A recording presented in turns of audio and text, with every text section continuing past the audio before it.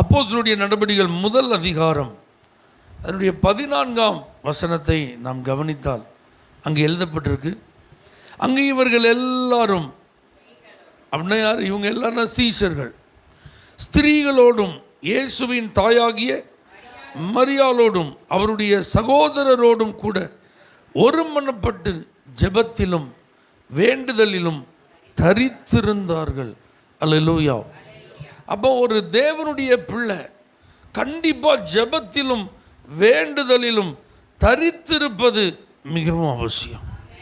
அல்லேலூயா. ஆண்டவருக்காக ஓடி உழைப்பதை காட்டிலும் ஊழியம் செய்வதை காட்டிலும் அதிக முக்கியத்துவம் வாய்ந்தது என்னன்னா அவருடைய பாதத்தில் அமர்ந்திருப்பது, அவருடைய சமூகத்தில் காத்திருப்பது, ஜெபிப்பதற்காக நாம் தரித்திருப்பது ரொம்ப முக்கியம். ஊழியம் செய்கிறத காட்டிலும் ஜெபம் முக்கியம்னா வேலை செய்கிறத காட்டிலும் ஜெபம் முக்கியமா இல்லையா? அப்போ நீங்கள் தான் புரிஞ்சுக்கிடணும். ஏன்னா நான் ஊழியம் செய்கிறேன், நீங்களாம் நினைச்சிறீங்க வேலை செய்கிறீங்க.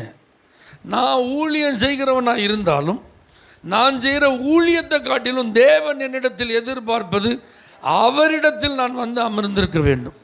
அவருடைய குரலை கேட்டு அவர் என்ன சொல்லுகிறாரோ அதன்படி தான் இந்த ஊழியத்தை நான் என்ன செய்யணும். அப்போ ஏண்ட ஆண்டவர் அதை எதிர்பார்ப்பது போல உங்களுக்கு உங்களுடைய கரங்களின் கிரியையாக தொழிலை தந்திருக்கலாம், வேலையை தந்திருக்கலாம், விவசாயத்தை தந்திருக்கலாம், மிருக ஜீவன்களை ஆண்டவர் நிறைய உங்கள்கிட்ட என்ன செஞ்சுருக்கலாம், கொடுத்துருக்கலாம். அல்லேலூயா. அல்லது ஒரு வேலையுமே இல்லை அப்படின்னு நினைக்கிறதுக்கு இப்போ யாருமே சொல்ல முடியாது. வீட்டில் இருந்தாலும் ஹவுஸ் ஒய்ஃப் அப்படின்னாலும் அவங்க சும்மா இல்லை, அவங்க தான் இருக்கிறதுல நிறைய வேலை பார்க்காங்க. அப்படி தானே? வெளியில் வேலைக்கு போகிறவங்களாவது அந்த குறிப்பிட்ட வேலையை தான் நினச்சிடும் நம்ம பார்க்குறோம். ஆனால் வீட்டில் மனைவின்னு சொல்லி ஒருத்தங்க இருக்காங்க பார்த்தீங்களா, வீட்டு வேலையை பார்த்துட்டு இருக்காங்க அப்படின்னா அவங்க ஒரு வேலையாக பார்க்காங்க. க்ளீன் பண்ணுறாங்க, வாஷ் பண்ணுறாங்க, குக் பண்ணுறாங்க. அல்லேலூயா.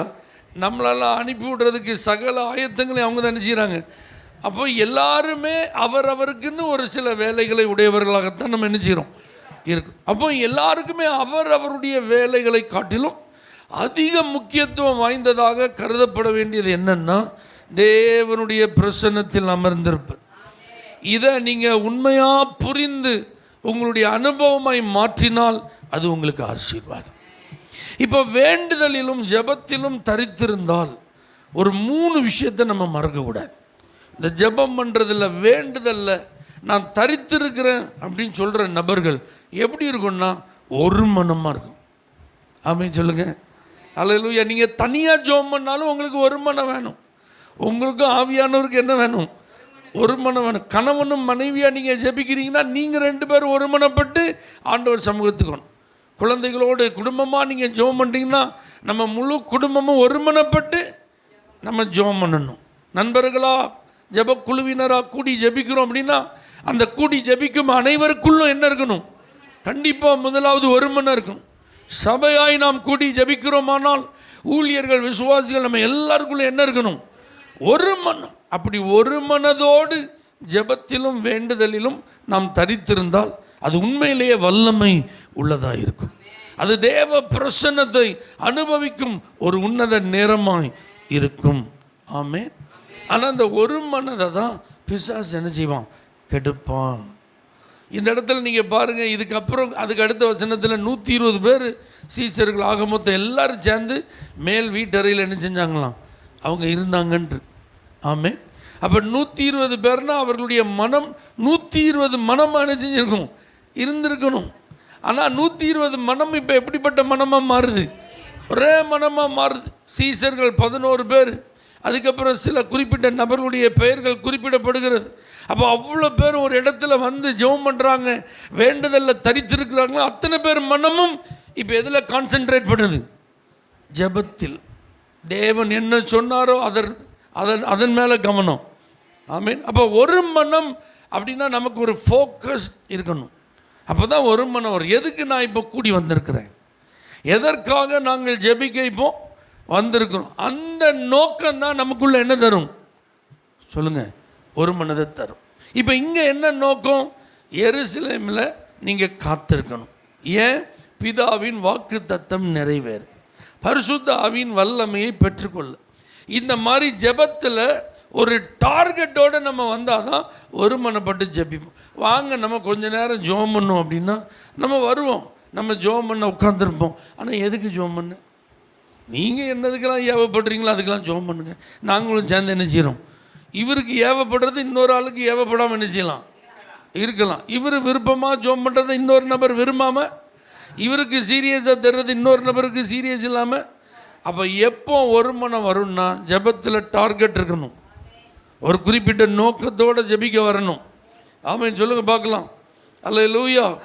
அப்போ நீங்கள் தேவ சமூகத்துக்கு கூடி வரும்போதெல்லாம் இந்த குறிப்பிட்ட காரியத்துக்கு தான் நான் ஜெபம் பண்ணுறதுக்கு வரேன்.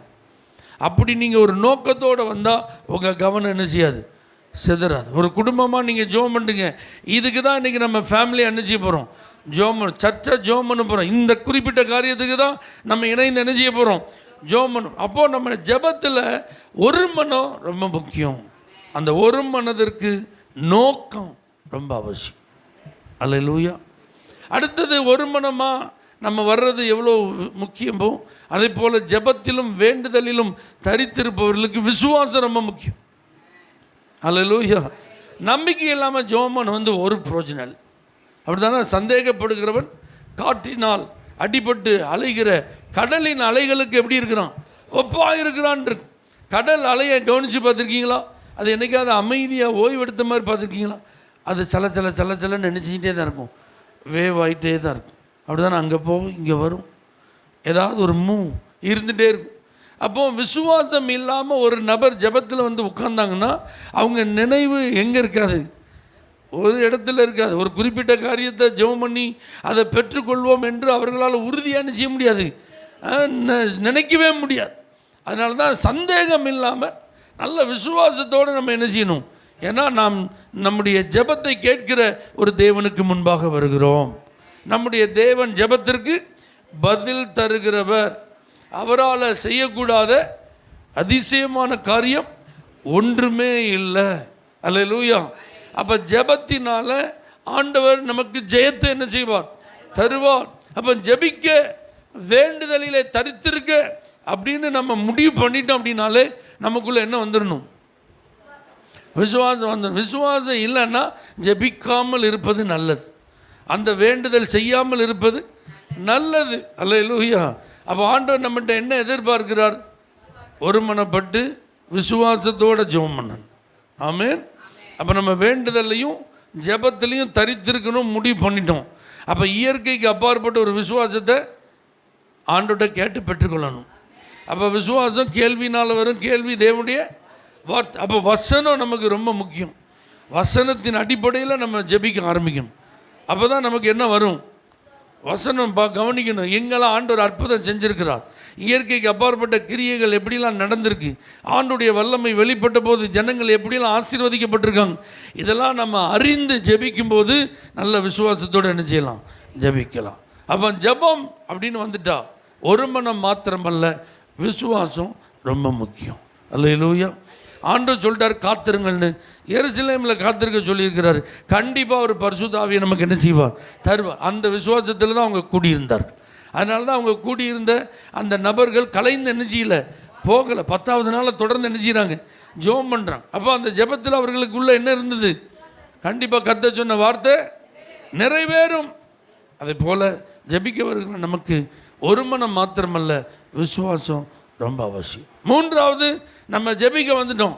இப்போ ஒரு மனம், விசுவாசம், இவைகளோடு கூட ரொம்ப முக்கியமானது பரிசுத்தம். ஜெபிக்கிறவங்க எப்படி இருக்கணும்? பரிசுத்தவான்களாக இருக்கணும். அல்லேலூயா. ஏன்னா கைகளை உயர்த்தி அப்படிங்கிறத காட்டிலும் பைபிளில் சொல்லுது, உங்கள் பரிசுத்த கைகளை உயர்த்தின்று. ஆமென் சொல்லுங்கள். என்ன கைகளை? பரிசுத்த கைகளை உயர்த்தின்று.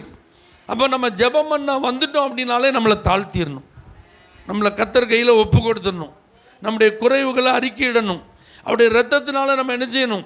கழுவப்படணும். ஒரு சுத்த மனசாட்சியோடு ஜெபம் பண்ணணும். ஆமென் சொல்லுங்கள். அப்போ தான் நம்மளால் தைரியமாக என்ன செய்ய முடியும்? ஜெபம் பண்ண முடியும். நமக்குள்ளே ஒரு குற்ற உணர்வு இருந்துன்னு வச்சுக்கோங்களேன், நம்ம சரியில்லைங்கிற ஒரு உணர்வு இருந்தால் நம்மளால் போல்டாக ஜெபம் பண்ண முடியுமா? உறுதியாக உற்சாகமாக ஜெபம் பண்ண முடியுமா? டார்கெட் பண்ணி நம்மளே சரியில்லை, நம்ம ஜெபம் கேட்கப்படுமா தெரில, சரி இருந்தாலும் குத்து மதிப்பாக ஜெபித்து பார்ப்போம் அப்படின்னு ஜெபம் பண்ண முடியுமா? அப்படி முடியாது. ஆனால் நம்ம உண்மையிலே பரிசுத்தவான்களாக இருந்தால் நம்முடைய ஜெபம் உறுதியாக இருக்கும். ஆமாம், நம்முடைய ஜெபம் வல்லமையாக இருக்கும். அப்போ வேண்டுதலையும் ஜெபத்திலும் தரித்திருக்கும் போது அந்த ஜெபிக்கிறவர்களிடத்தில் ஒரு மனம், விசுவாசம், பரிசுத்தம், இந்த 3 ரொம்ப முக்கியம். இந்த ஒரு அனுபவத்தோடு நம்ம தரித்திருந்தோம் அப்படின்னா கண்டிப்பாக பெற்றுக்கொள்வோம்.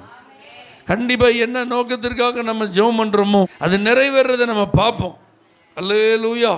அதனால் ஜெபிக்க வருகிற தெய்வ பிள்ளைகளே, நமக்குள்ளே எப்பொழுதும் ஒரு மனம் இருக்கிறதா அப்படிங்கிறத பார்ப்போம், விசுவாசம் இருக்கிறதா அப்படிங்கிறத பார்ப்போம், பரிசுத்தம் இருக்கிறதா அப்படிங்கிறத பார்ப்போம். இதில் ஏதாவது குறைவு இருந்தால் உடனே அதை சரி செய்து ஜெபத்திலும் வேண்டுதலிலும் நாம் தரித்திருப்போம். முதல் நூற்றாண்டு திருச்சபை இந்த உலகத்திற்கு ஆசீர்வாதமாய் மாறினது போல நம்மையும் கர்த்தர் ஆசீர்வாதமாய் மாற்றுவார். கண்களை மூடி நாம் ஜெபிப்போம். பரலோக தேவனே, நாங்கள் ஜெபிப்பதற்கும் வேண்டுவதற்கும் வந்திருக்கிறோம்ப்பா. ஜெபத்திலும் வேண்டுதலிலும் ஆதி திருச்சபையில் அப்போஸ்தலர்கள் தரித்திருந்தது போல நாங்கள் எங்களை அர்ப்பணித்திருக்கிறோம்.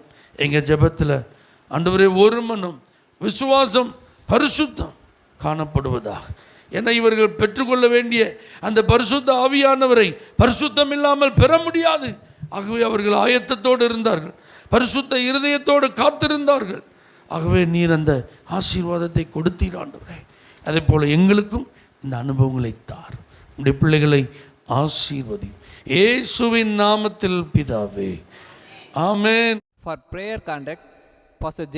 Kumar, El Shaddai Ministries, 9500252586, Surandai.